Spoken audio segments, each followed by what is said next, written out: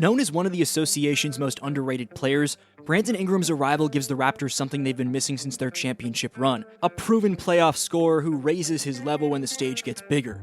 In his recent postseason first-round series against Phoenix, he averaged 27 points, 6.2 rebounds, and 6.2 assists per game, while shooting about 47.5% from the field, over 40% from three, and roughly 83% from the foul line. Those numbers show that when the game is intense, he can still be efficient, knocking down threes, hitting tough mid-ranges, finishing at the rim, and not just chucking up shots. He's shown an ability to absorb double teams and heavy defensive attention and still produce across the board, putting up big scoring nights while also rebounding and creating for others. That level of performance gives the Raptors a go-to option in crunch time, someone who can take control of a possession when it matters most. It forces opponents to respect him, altering their defensive schemes, rotations, and game planning in ways that open up opportunities for his teammates. It shifts not just the stat sheet, but the team's collective mindset. With someone like Ingram, the belief that you can win tight games and rise in the playoffs becomes more tangible. On the offensive end, Ingram's scoring toolkit is about as complete as any wing the Raptors have ever had. He can initiate from the top, run pick and rolls as a ball handler, isolate from the elbow, use his length to shoot over smaller defenders, and finish around the rim with either hand. His mid-range game is polished, which adds a layer Toronto has lacked since DeMar DeRozan's departure, and his three-point shooting is reliable enough to demand closeouts. Advanced numbers display his efficiency when he gets to his spots, especially when paired with good spacing and movement around him. That means defenses can't simply sag off or switch a small guard onto him without paying a price. For Toronto, which has often looked predictable when its primary actions break down, having Ingram changes the geometry of the floor because he can go get a bucket or create a better look at almost any time in the shot clock. He also has a knack for drawing contact and getting to the free throw line, which not only adds easy points, but slows down the game and sets the Raptors' defense. All of that makes him a true pressure release when their offense starts to stagnate. Another dimension that separates Ingram from most scoring wings is his vision. He's not just a scorer who occasionally passes. He actively reads defenses, manipulates rotations, and sets up teammates for high-percentage looks. In high-pressure games, he's posted assist numbers that rival starting guards, proving he can be either a primary or secondary playmaker. With Ingram on the floor, the Raptors can run more diverse actions, dribble handoffs, inverted pick and rolls with him as the screener. He can also comfortably slide off the ball and become a dangerous catch and shoot or catch and drive option, letting Scottie Barnes or another initiator handle while still threatening the defense. That flexibility gives the coaching staff more ways to deploy lineups, particularly in the playoffs when variety and unpredictability are crucial. It also reduces the burden on any one player to create everything late in games, which has been a weak spot for Toronto in recent seasons. In essence, he provides both a new engine for the offense and a high-end transmission to shift gears when needed. One of the subtle but significant impacts Ingram brings is improved spacing. Defenses must respect his jumper and his ability to attack a closeout, which pulls defenders away from the paint and creates natural driving lanes for teammates. When he's stationed on the wing or in the corner, opposing teams can't cheat as much into the lane to clog up post touches or roll men because leaving him open is a recipe for efficient points. That opens up better rhythm for Toronto's other scorers, particularly those who thrive on cuts, slips, and secondary actions.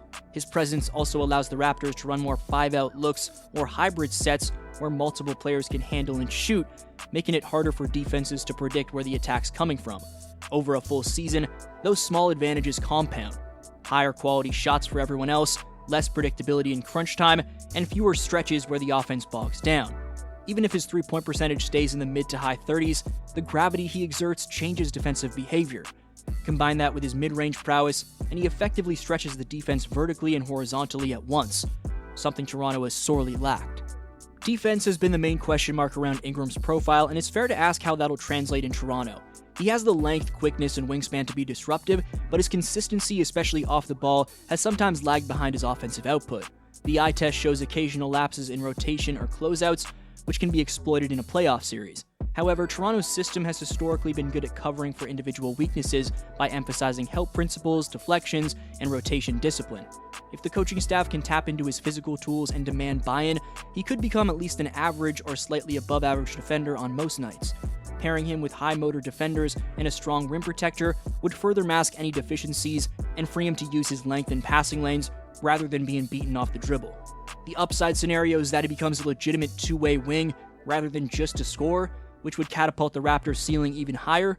Even in the baseline scenario, his offense is so impactful that Toronto can afford to scheme around any defensive issues, provided he puts in steady effort. A critical factor in how much Ingram actually changes the Raptors' fortunes is simply how often he's on the court.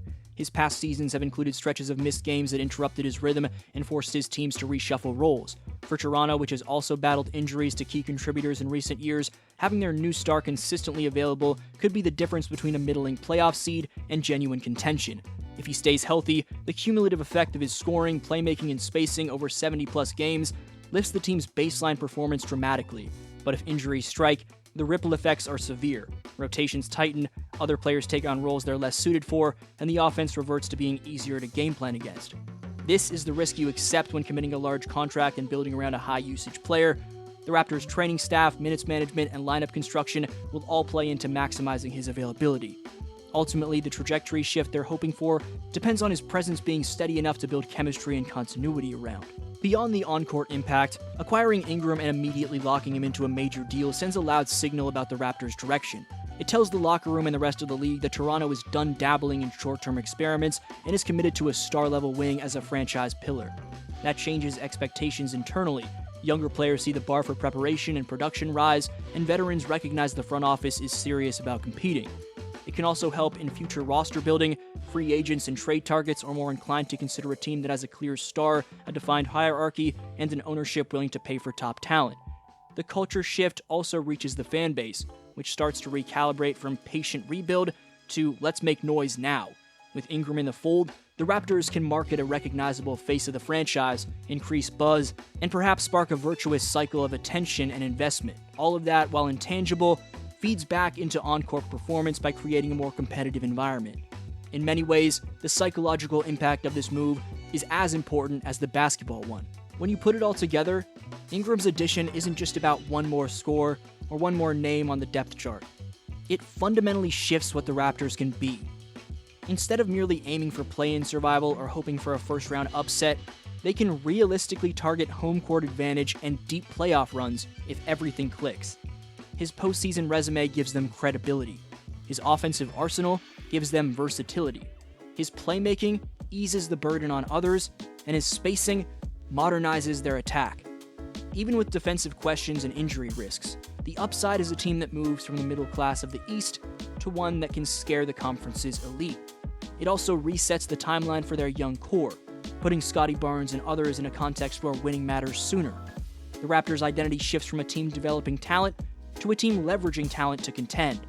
That's a big psychological and strategic leap, and it's the kind of move that can redefine a franchise's reputation over the next few seasons.